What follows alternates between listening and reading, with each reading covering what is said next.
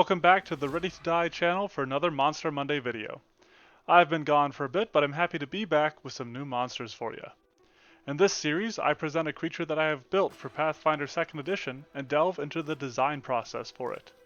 The stat block for these creatures can be found over on the Monster Monday blog, as well as the Twitter and Discord, which are all linked below.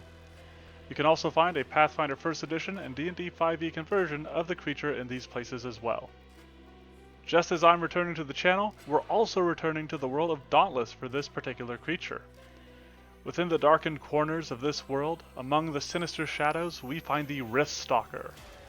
This creeping crepuscular critter is the first umbral behemoth I've put together, and where I talked about avoiding assuming that radiant equals positive energy in the Valamir build, here I dived headfirst into umbral equals negative energy.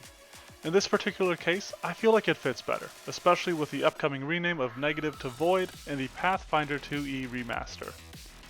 In determining its level, the Riftstalker is guaranteed in a level 12 to 15 hunt, and I lean towards the lower end of that, settling on level 12. With its ability to cross through portals, slip into the void, and similar effects, the Riftstalker definitely felt better designed as a beast rather than an animal, but also includes the Shadow trait to represent their adaptation to the plane of shadows and their hunting grounds, the Umbral Void. As a nimble cat-like hunter, the Riftstalker's main stat will be its dexterity, using a high value, while many of its other stats are on the lower side. As an unspeaking savage creature, it uses the bare minimum intelligence it can have as a beast. I used a high bonus for its perception, since it is a hunter, and as an inhabitant of areas of unnatural darkness, it also has greater dark vision. While it doesn't fit into the actual gameplay of the Riftstalker in Dauntless, it felt appropriate for the creature to have an extreme bonus to its stealth skill. The Riftstalker utilizes a high AC to represent the impressive agility that allows it to dodge and evade enemies with ease. Counterbalancing this is its low HP, as well as a few weaknesses. During the design of this creature, I decided the Umbral Void lay somewhere between the Shadow Plane and the Negative Energy Plane, inheriting traits from both of them. With this concept in place, I tied in some negative energy healing to the Riftstalker, gave it a weakness of positive energy, something that the players might not expect without a recall knowledge, and borrowed a weakness from the Pathfinder Shadow Worm, Shrink from the Light. Triggering off of effects with the Light trait, this helps sell its weakness to the Radiant element. And I may go back and add that trait to some of the Radiant creature abilities I've already designed. In the original iteration of the Riftstalker, it used a high attack bonus with low claw damage and high tail damage. While the damage still remains at those levels, the attack bonus proved a little too lethal when combined with some of its other abilities. My test subjects convinced me it was a little overtuned, and so, with some reluctance, I lowered its attack bonus to moderate, which did feel fine when we retested it. True to its name, the Riftstalker uses quite a number of teleportation and portal abilities, and it was fun to build around them. Leaning into these concepts, I've already passive from one of my original monsters, Teleportation Tactics. Taken from the Fake app that I previously built, this causes creatures to become flat-footed to the Riftstalker's next strike when it uses a teleportation ability. Since it can teleport fairly frequently, with several of its abilities, it can inflict flat-footed with frightening ease, and it was part of what influenced the decision to lower its attack bonus. Umbral Charge is a core facet of the Riftstalker's kit that serves to represent two of its attack patterns. In its base state, it represents the Riftstalker emerging from singular portals to lunge at enemies, a one-and-done type of effect due to the Flourish trait on it. However, if it critically hits with this strike, the chance of which is increased by teleportation tactics, it can chain these Umbral Charges, mimicking the attack where the Riftstalker dives in and out of portals in succession while pouncing upon prey. In Dauntless, both of these attacks have the chance of inflicting the Corrupted status, which drains health and stamina and can be removed by attacking monsters. I adapted this into persistent negative damage for the health drain, and fatigued on a critical failure for the stamina drain. I want to take a moment to say, out of the several Dauntless monsters I built, I think the Riftstalker has my favorite moveset. Because have you seen the Momentum Loop ability? The Riftstalker hurls itself between a pair of portals, building up speed, and then launches itself like a chakram. How can you not love that? It's just good, clean, murderous fun. Design-wise though, it was a little tougher to work together. While it affects a lined area and has a cooldown, it has the Riftstalker actually move through the space and use a strike's damage, akin to the Trample creature ability.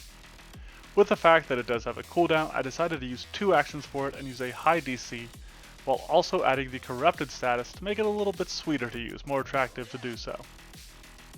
It takes some work, but this has some real fun potential with the right setup. It can launch itself through some enemies, get stopped by a wall, and then make a tail strike against a flat-footed creature since this has the teleportation trait. Alternatively, it can umbral charge into an advantageous position, make it strike, and then launch itself in a line.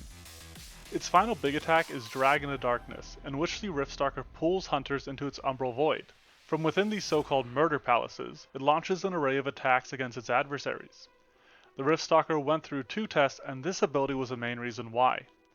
My initial attempt on it tried to simplify things by referencing other effects, but it instead ended up being a little cumbersome, unwieldy, and a little too powerful. This led to a total rewrite of the ability, though the general concept of it remained the same. It deals no additional damage, but its darkness is the Riftstalker's preferred environment and can prevent creatures from simply fleeing from it by providing a boundary. It can be escaped similar to a maze spell, but with a much simpler check. However, players that don't escape find themselves beset by shadowy facsimiles of the Riftstalker that deal negative and slashing damage. This effect is somewhat inspired by the Feral Shade spell, specifically with the status penalty afflicting characters taking persistent negative damage. The initial attempt to drag foes into its favorite terrain is a moderate DC because of how much it potentially disadvantages enemies, but the threats within use a high DC with a basic save. Taking advantage of its beast trait, the Riftstalker also has a few innate spells, predominantly themed around interplanar travel, darkness, or interplanar travel and darkness. Defensively, the Riftstalker has Shadow Cloak, allowing it to melt so deeply into darkness that even creatures with dark vision can't see it. It further exploits this with Warp Shadows, a reaction inspired by the fetchling Shadow Blending. Naturally, the Riftstalker has a slightly more powerful version of this, and for entirely flavorful reasons, it twists the shadows around it to make them more menacing. Honestly, both of these abilities are pretty much flavor, but I thought they were a fun feature for the Riftstalker to use. However, there was an ability I didn't bring over, largely because I couldn't make it fit. Occasionally, the Riftstalker will open up an array of portals behind it that periodically launch spheres of darkness at hunters. I had trouble with both designing the ability and implementing it in a way that fit well with the rest of the creature's kit, and ultimately, I just left it at the wayside. Riftstalker gear in Dauntless doesn't seem to be particularly unique aside from the Shadow Orb generating ability found on all of its weapons. I wasn't interested in using that effect, however. I decided to make something a little bit more unique while still keeping to a weapon.